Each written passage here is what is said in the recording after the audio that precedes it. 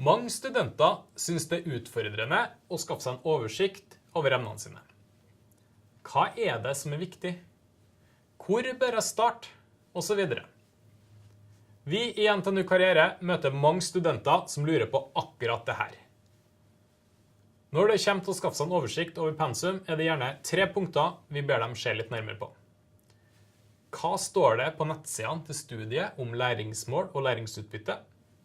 Hva er tema for forelesningene? Og til slutt, hva er det som går igjen i tidligere eksamensoppgaver? Hvis vi skal starte på det første punktet, hva står det om læringsmål og læringsutbytte i fagene dine? Her vil du få informasjon om hva det forventes at du har lært til eksamen. Og det er ikke så veldig vanskelig å finne heller. Hvis du tar bachelorstudiet i psykologi som eksempel, så kan du google læringsmål bachelor psykologi NTNU, og du vil blant de første treffene finne nettsida der læringsmålene for studieprogrammet står. Går du så videre inn på studiets oppbygning og klikker deg inn på de enkelte emnene, vil du få opp læringsutbytte for det spesifikke emnet.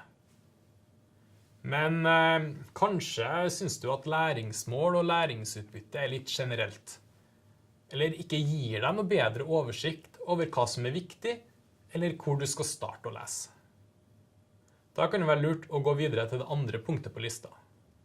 Hva er det som er tema for forelesningene i emnet? Det vil i mange tilfeller gjøre det mer oversiktlig, og i tillegg så kan det skje om det er noen tema som er via flere forelesninger. Betyr det at det er et stort tema, eller at det er et veldig viktig og sentralt tema i dette emnet?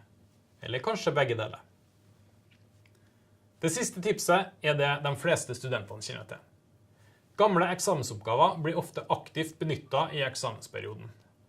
Men de kan også brukes tidlig i semesteret til å gi deg en oversikt over hva som går igjen av tema, teorier, problemstillinger, sentrale teoretikere osv.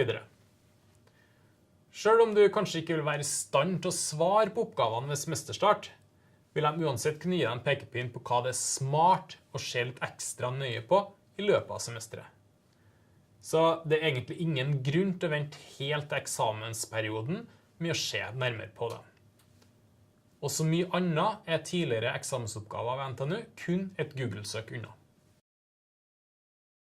Følger du de her 3 tipsene, mener vi at du skal være godt i gang med å skaffe deg en oversikt over emnene dine.